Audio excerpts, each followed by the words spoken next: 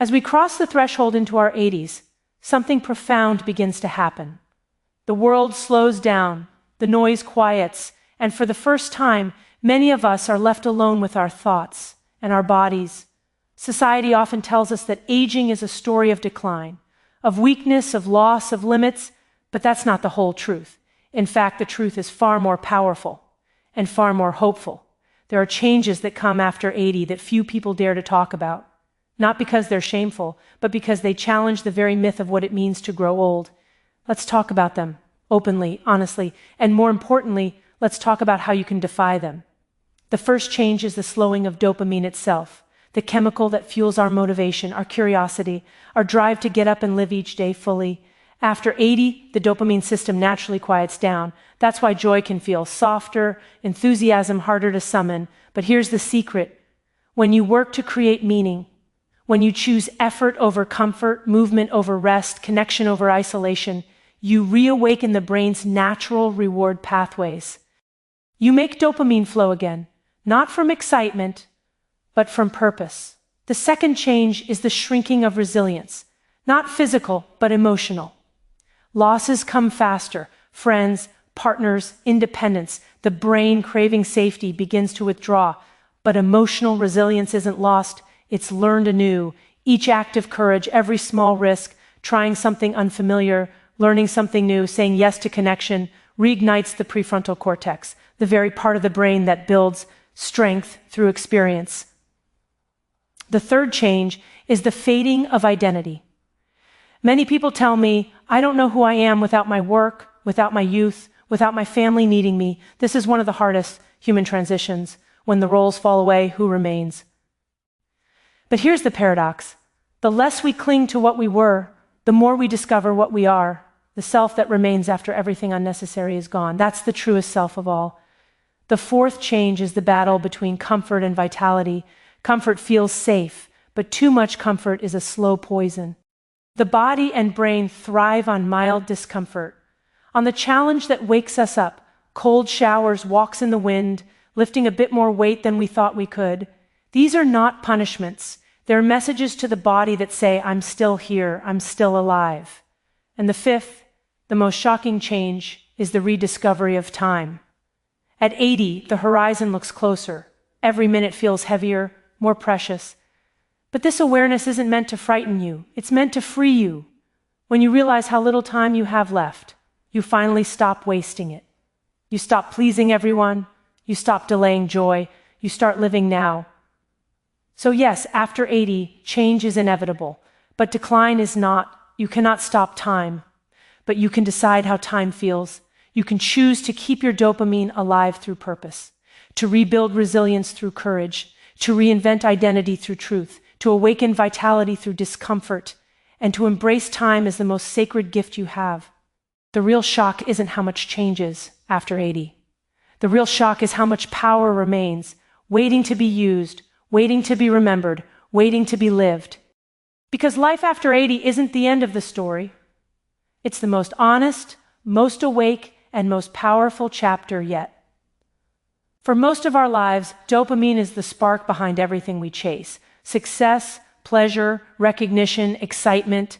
It's the reason a new project feels thrilling, a reward feels satisfying, a moment of praise feels electric. It is the brain's messenger of motivation, whispering, go get it, every time something promises reward. But as we grow older, particularly past 80, that whisper becomes quieter. Many people describe it as a kind of fading, not depression exactly, but a dullness, a flattening of color and drive. The mistake is thinking dopamine is gone. It's not gone.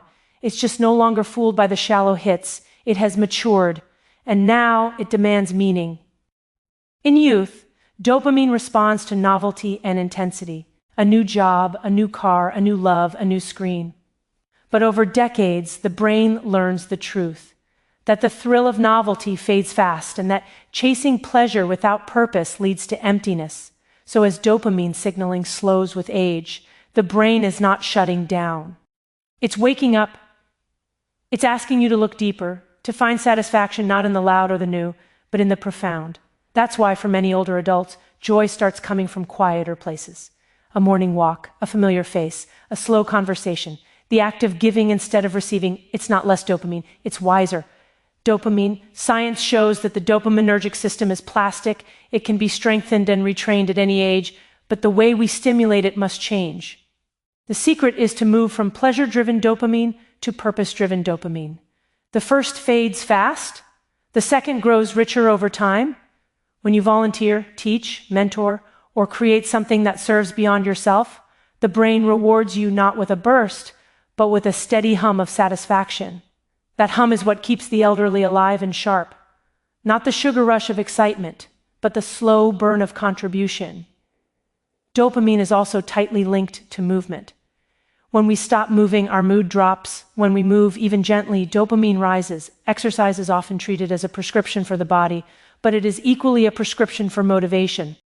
Just walking to the mailbox, tending a garden, or doing light stretching reactivates dopamine pathways in the midbrain.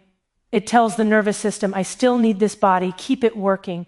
That message alone can reverse what we mistake for aging's decline. Connection is another dopamine key. The human brain is wired for social reward. Eye contact, laughter, touch. When people become isolated in their later years, dopamine starves. But when they share stories, mentor younger generations, or even make new friends, the dopamine response comes alive again. It's nature's way of saying, connection is survival. Meaning doesn't have to come from grand achievements. It can be found in noticing, in paying deep attention to what has always been there, the sound of wind through trees, the pattern of light in the afternoon, the scent of morning coffee. All of these can trigger the brain's subtle dopamine response if met with awareness. After 80, presence itself becomes the new thrill. So dopamine doesn't vanish, it transforms, it waits for you to stop chasing and start seeing. The brain that once craved stimulation now craves truth. Not the rush of what's next, but the quiet satisfaction of what's here. And when you live that way, you rediscover that same spark you thought you'd lost. It's not gone, it's simply matured, like you have. That's the beauty of it. Your brain hasn't given up on you. It's inviting you into a deeper game, one where the goal isn't excitement, but meaning. And when meaning leads, dopamine follows, always. We spend most of our lives chasing comfort, from soft chairs to easy routines, from predictable days to familiar habits. Comfort promises peace, but often delivers quiet decay. The irony is that the very thing we work for, safety, ease, convenience, slowly begins to drain the energy it was meant to protect. The human body and brain were not designed for a life of constant comfort. They were built for challenge, adaptation, and recovery. Every time we push against resistance, something powerful happens. Our systems come alive. When we stop seeking challenge, the body forgets how to respond to stress. Muscles weaken, balance fades, memory slows, and motivation slips away. The body begins to act as if life is over, not because it is, but because nothing is asking it to prove it's still alive. That's why even small discomforts, a cold morning walk, lifting a slightly heavier object, stretching further than you want to, learning something new, have an almost magical effect on vitality. They tell your nervous system, stay alert, stay ready, and the brain, in response, releases the chemicals that rebuild resilience, dopamine, endorphins, and even growth factors that repair cells and sharpen memory. The science of stress supports this truth. Researchers call it hormesis, the process by which mild, controlled stress strengthens the body. Expose the body to a bit of heat or cold, and your cells activate proteins that extend their lifespan. Challenge your muscles, and they repair stronger. Push your mind to learn or remember something difficult, and new neural pathways form. It's the same principle at every level. Without resistance, there is no renewal. After 80, many people fall into the trap of avoiding discomfort at all costs. They rest too much, eat too easily, and protect themselves from every small inconvenience. But what they often don't realize is that in protecting themselves from strain, they are also shielding themselves from life. The body that is never challenged loses its reason to adapt. The brain that is never stretched loses its curiosity. The heart that never races with effort forgets how to beat with passion. Of course, challenge at this stage doesn't mean reckless risk. It means intentional, mindful discomfort, the kind that stretches but doesn't break. Take the stairs instead of the elevator. Go for a walk when your body says, I'm too tired. Try a new hobby when your mind says it's too late. These small acts of defiance are not about fitness or pride. They are about reminding your body and mind that you are still in charge. that you still have control. There's also an emotional dimension to this. Comfort dulls not only the body, but also the spirit. The more predictable life becomes, the less awe we feel. Discomfort brings back awe. It forces us to pay attention. When you shiver in the cold, your senses sharpen. When you take a deep breath during effort, you feel the pulse of life in your chest. When you push through hesitation, your brain floods with reward. That's not punishment, it's awakening. Dr. Anna Lembke often talks about how pleasure and pain exist on the same scale. Too much comfort flattens both. We can't feel joy deeply if we never feel challenge. To truly feel alive, we need contrast, moments of effort that make rest feel like reward, moments of struggle that make peace meaningful. Without that balance, life becomes emotionally numb, even if physically easy. So when you feel the impulse to avoid something slightly uncomfortable, pause. Ask yourself, is this protecting me or quietly weakening me? Each small discomfort you face willingly is a declaration to your body, I still want to grow. I still want to live. That message echoes through your cells, through your muscles, through your mind. Comfort might feel safe, but vitality lives just beyond it. The body doesn't want endless ease, it wants purpose. The spirit doesn't want stillness, it wants movement. Each day you choose challenge, even in its smallest form. You reignite the deep biological truth that life itself is an act of resistance, because every time you step into a little discomfort, your body hears you loud and clear, I'm still alive. There's a quiet misconception that aging means mental decline, that after a certain age the mind inevitably weakens, memory fades, and clarity disappears, but that belief misunderstands what the brain is actually doing. After 80, the brain isn't shutting down. It's simplifying, it's refining, it's no longer interested in holding on to every passing detail or distraction.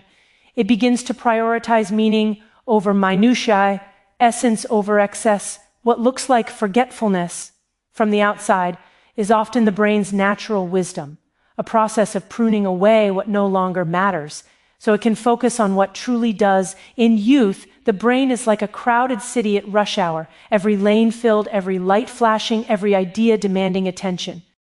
It's exciting, but noisy. Over the years, the brain slowly learns that not all noise is worth hearing. By the time we reach our later decades, the neural pathways that once fired at every novelty begin to quiet. But that quiet is not emptiness, it's clarity. The mind learns to stop wasting energy on the superficial and to invest it in what feels real. Relationships, values, truth. Neuroscientists call this process synaptic pruning, the natural trimming away of weaker connections, so that stronger ones can flourish. It happens in childhood as the brain organizes, and again in aging as it simplifies. It's the brain's way of saying, I no longer need all this clutter to understand life. The older brain may not recall every name, every date, or every small fact, but it often sees the meaning behind things faster than ever before. It recognizes patterns, understands emotion, and feels empathy more deeply. It's less about data, more about wisdom. This is why many people in their 80s report feeling a different kind of intelligence, not fast thinking, but deep knowing. They no longer rush to impress or prove. They observe. They no longer chase information. They seek understanding. That is refinement, not failure. The slowing down is not decay, it's discernment. The older brain takes the scenic route, not because it's lost, but because it finally understands that speed isn't the goal. Science supports this idea too. Studies show that while certain regions of the brain shrink with age, others strengthen, particularly those linked to emotional regulation and perspective. Older adults often handle stress better, feel gratitude more easily, and find meaning in ordinary moments that younger minds overlook. This is not cognitive decline, it's emotional evolution. The brain is learning to prioritize peace over stimulation, understanding over reaction, but this refinement only becomes a gift when we stop fighting it. The fear of losing sharpness can sometimes create the very anxiety that clouds thinking. The mind performs best when it's trusted, not doubted. When you treat your aging brain as wise instead of broken, it responds with clarity. Engage it, not by forcing memory drills, but by feeding it what it now craves. Conversation, curiosity, learning with purpose, reflection, and connection. These things keep the refined brain alive. Think of your brain after 80, like a sculptor's masterpiece. The unnecessary clay has been chipped away. What remains is the shape of something essential. Every experience, every loss, every love, every mistake. All of it has carved you into a mind that sees beyond the surface. The noise of ambition fades, and what's left is truth, who you are, what matters, and what peace feels like. So when you forget where you put your keys or lose a name mid-sentence, don't confuse that with failure. Your brain isn't broken. It's focused elsewhere.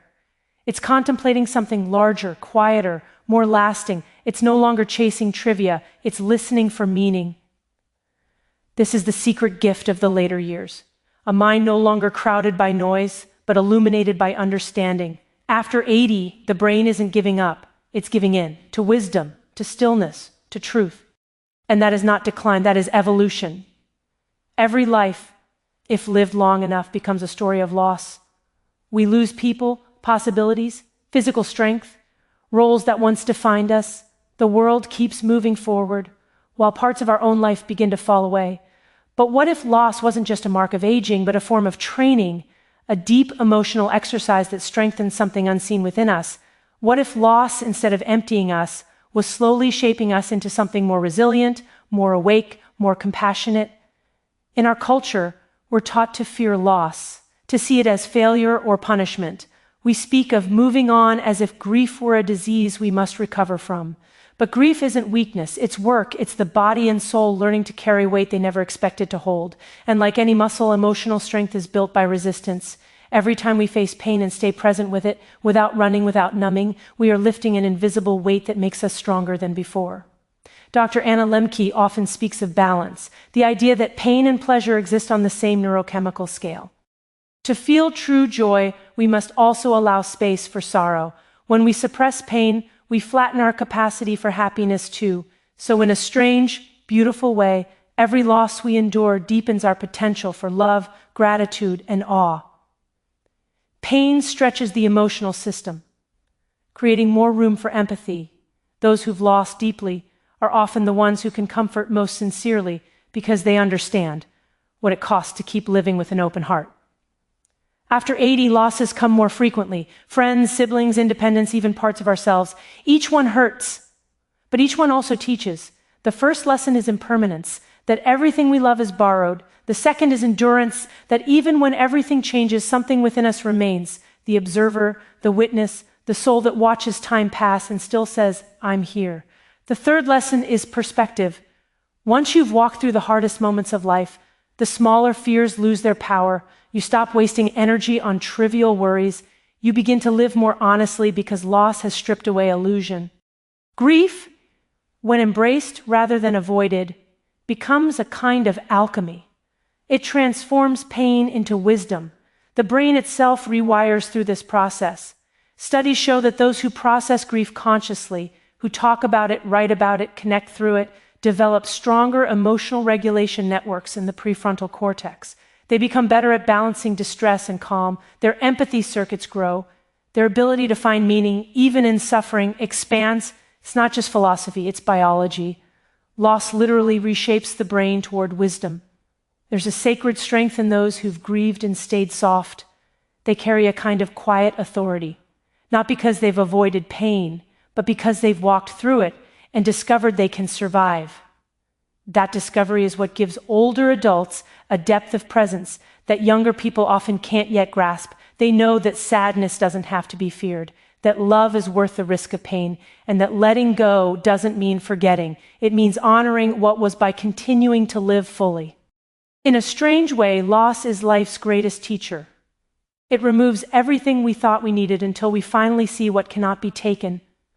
Our capacity to care, to connect, to create meaning. Each loss refines us like fire refines metal. We emerge not unscarred, but unbreakable. So no, loss doesn't weaken us, it tempers us.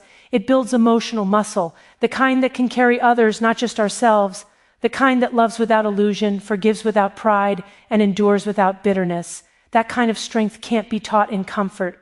It's earned in the hardest hours, shaped by grief and held by grace. And by the time we reach 80, that strength becomes our quiet superpower. The living proof that pain, when faced with courage, doesn't destroy life, it deepens it. Time is one of the most misunderstood forces in human life. We spend our youth racing against it and our later years trying to slow it down. But time itself has never been our enemy. It's our relationship to it that shapes our peace or our pain. When we reach our 80s, time feels heavier. Days move slower, yet years seem to vanish. Each moment begins to whisper, "This is precious." That awareness can create fear, or it can awaken gratitude. It depends on how the mind is trained to perceive the passing of life. The fear of time often comes from the illusion that it's running out. But if we look closer, we see that time has never been running out. It's always been flowing through us. It's not a countdown, it's a current. And how we meet that current, with resistance or with surrender, determines how alive we feel in it. The human brain is remarkably adaptable. Even after 80, it can learn to experience time differently. It can shift from measuring time to feeling it, from fearing the end to savoring the moment. Neuroscience shows that our perception of time changes based on attention and emotion. When we are anxious, time feels fast and threatening. When we are present, it slows down, expanding like light through a window. That's why moments of awe, connection, or gratitude feel timeless. The brain releases dopamine and serotonin, signaling safety and engagement. The more we anchor in those states, the more we experience time not as a thief, but as a companion.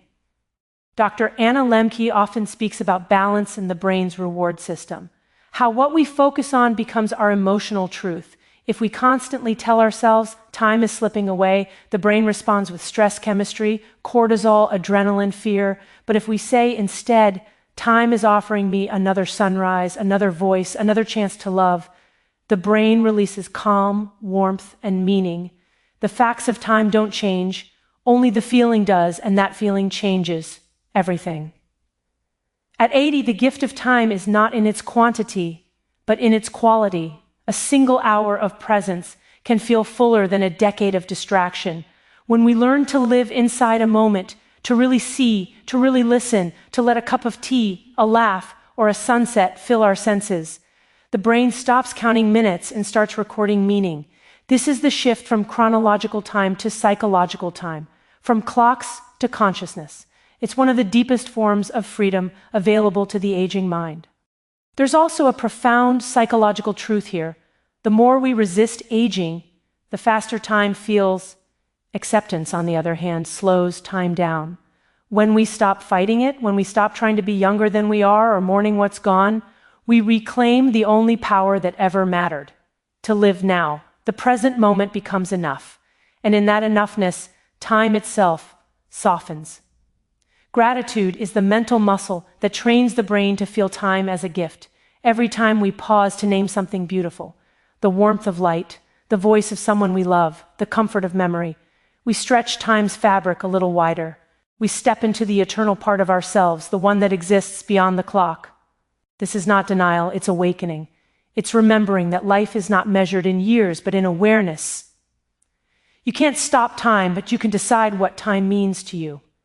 You can live each day as a reminder that existence itself is extraordinary, that being here, breathing, remembering, feeling is the miracle. When you meet time with gratitude instead of fear, you transform aging from a countdown into a celebration. You begin to see that every passing moment is not a step toward the end, but a doorway into deeper living. Time has always been the most honest teacher, reminding us that nothing lasts. And because of that, everything matters. To feel that truth fully is not to lose to time, but to finally understand it. When you reach that point, every second feels sacred. Every heartbeat feels earned, and the ticking clock no longer sounds like a threat. It sounds like applause. When people talk about aging, they often speak in terms of loss. What fades, what slows down, what's no longer possible. But what's rarely acknowledged and what truly deserves attention is the incredible amount of strength that still remains. The human spirit does not expire with youth. The body may grow slower, the face may change, but the force that animates you, that deep, steady pulse of awareness and will, it never goes away. In many ways, it becomes clearer, purer, more concentrated. After 80, the real surprise isn't what you've lost, it's realizing how much power still lives within you waiting to be used. Power in this stage of life looks different. It's not about domination or physical might. It's quieter, but no less potent. It's the power of perception. The ability to see life from a height few others you've lived through love and loss, success and failure, joy and pain. That experience has forged something unshakable inside you, a kind of wisdom that can't be learned from books or theories. It's power that comes not from control, but from understanding. Neuroscience tells us that while certain areas of the brain decline with age, others strengthen, particularly those tied to empathy, judgment, and emotional regulation. You feel things differently. You react with more perspective. That's not weakness, that's evolution. The storms that once threw you off course no longer have the same power. You've learned to sail through them with grace because you know the waves will pass. That's real power. Calm in chaos, acceptance without apathy. Dr. Anna Lembke often reminds us that the human brain is built for adaptation. Even in its later years, it can grow, change, rewire, and heal. The idea that power declines with age is a cultural myth, not a biological truth.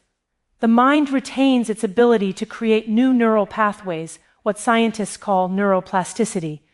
As long as it's challenged, nourished, and engaged, when you keep learning, when you stay curious, when you reach out to others or explore something new, your brain responds with vitality. It rewards you for staying alive inside. This power isn't limited to the mind, it's also emotional and spiritual. By the time you reach 80, you've endured enough to know that pain doesn't destroy you, it refines you. You've learned that control is overrated, and peace comes from surrender, not struggle. You've seen that small joys, the smell of the earth after rain, the voice of someone you love, the morning sun warming your face, hold more meaning than the grand pursuits of earlier life. To feel that kind of gratitude every day is power beyond measure. There's also a social power that few elders recognize in themselves, the ability to influence without force. Younger generations crave guidance, though they may not always ask for it directly. When you share your stories, your lessons, your truth, you pass on more than information. You pass on emotional memory, living wisdom. The world needs that. Every conversation, every gesture, every act of patience is a ripple of quiet leadership. The body may no longer move with the speed it once had, but that doesn't mean it's powerless. Movement can still be strength, even if it's slower. A hand that trembles can still comfort. A voice that cracks can still teach. A step that takes effort is still a declaration. I'm here. The energy may be gentler now, but gentleness itself is a form of power, one born of restraint, humility, and compassion. The truth is, aging doesn't take away your power. It reveals where it really lives. It's not in your muscles or your memory. It's in your will, your kindness, your awareness. You've survived every version of yourself to become the one who knows what matters most. That strength no one can measure and no one can take away. So yes, life changes after 80. The world looks different. The mirror looks different. But inside, the same fire that carried you through every challenge still burns. Slower, maybe, but steadier. And if you listen closely, beneath all the noise of age, you can still hear it whispering the same words it always has.